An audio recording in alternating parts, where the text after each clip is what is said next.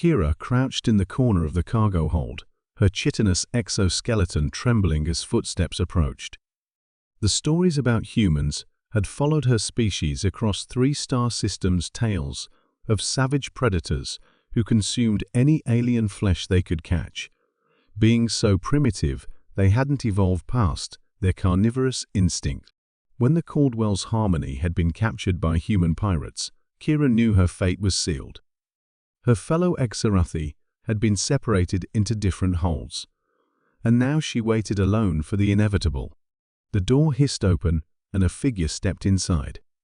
Kira's compound eyes tracked the movement bipedal, average height for a human, wearing simple work clothes rather than the battle armor she'd expected.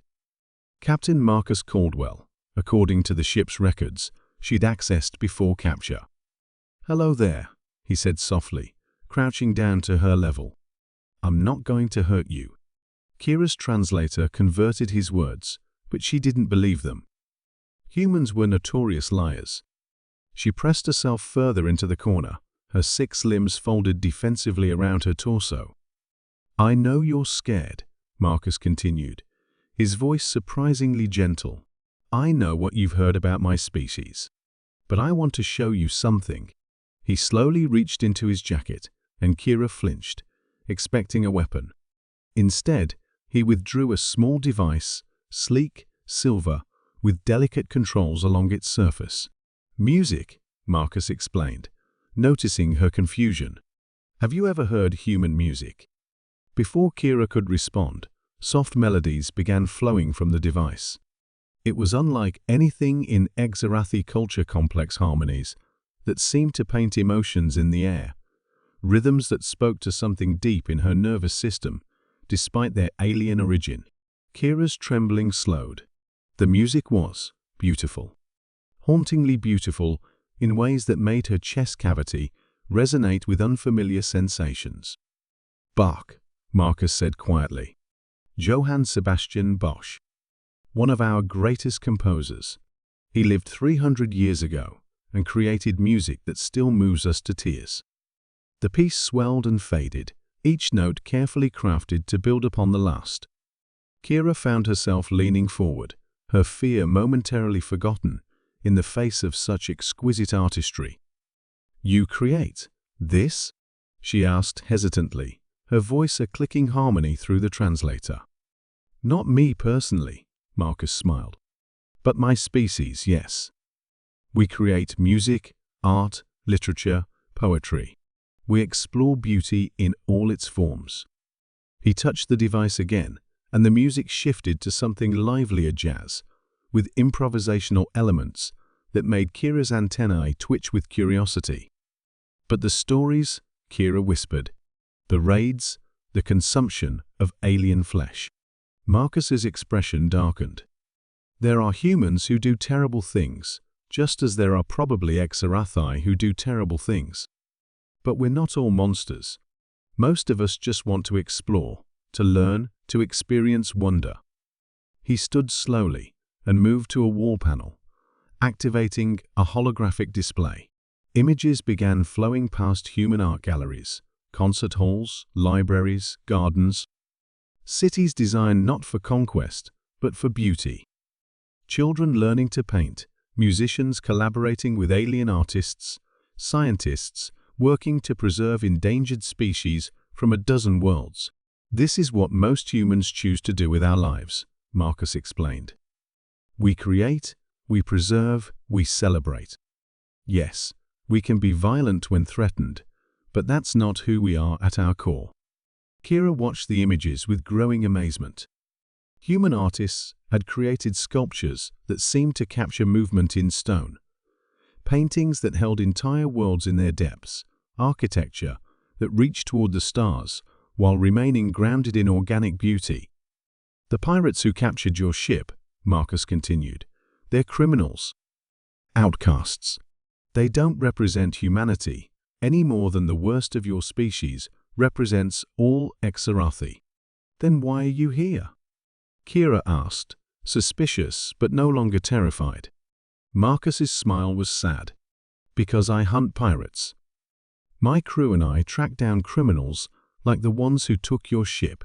We rescue their victims and bring them to justice." The music continued to play, now shifting to something that incorporated non-human instruments, a collaboration between human and alien musicians that created harmonies neither species could achieve alone. "Would you like to see more?" Marcus asked.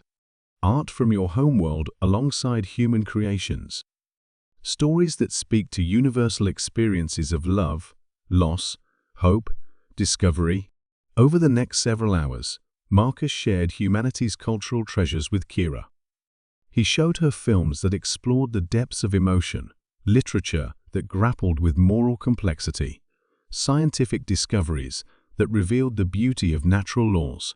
He introduced her to the concept of comedy, watching with delight as her chitinous frame shook with what he realized was Exarathi laughter. But more than the art itself, it was Marcus's passion for it that moved Kira. His eyes lit up when describing a particularly moving piece of music. His hands gestured expressively when explaining the cultural context of a painting. His voice grew soft with reverence when sharing poetry that had sustained his people through dark times. "Why show me this?" Kira finally asked. "If you're rescuing us anyway, why take the time?" Marcus paused the current display, a holographic recreation of Aurora Borealis that made Kira gasp with wonder. "Because I want you to know who we really are.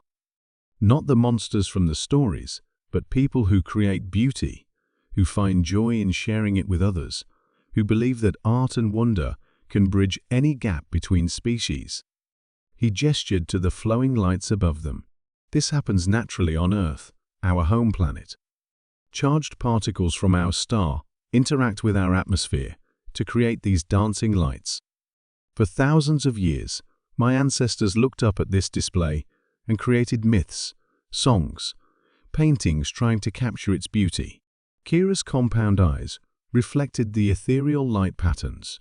"We have similar phenomena on Exarath Prime.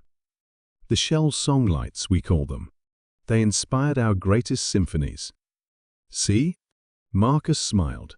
"Beauty is universal. Wonder transcends species. That's what I wanted you to understand." When Marcus's crew finally contacted him to report that the pirates had been captured and the Exarathi passengers secured, Kira felt an unexpected sadness. The fear was completely gone now, replaced by fascination and something she could only call friendship. "Will I see you again?" she asked, as Marcus prepared to escort her to the rescue ship. "The galaxy is vast," Marcus replied, "but those who appreciate beauty have a way of finding each other. Perhaps our paths will cross again."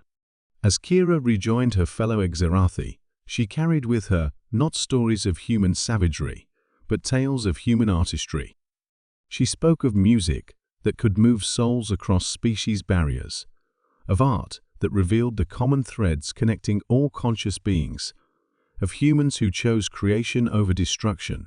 The pleasure Marcus had shown her wasn't physical, it was spiritual, intellectual, emotional. It was the pleasure of discovering that the universe held more beauty than she had ever imagined, and that sometimes the beings you fear most turn out to be the ones who help you see wonder in new ways. Months later, when the first cultural exchange program between humans and Exarathi was proposed, Kira was among the first to volunteer. She had learned that sometimes the greatest gift you can give someone is not protection from their fears, but proof that their fears were unfounded all along.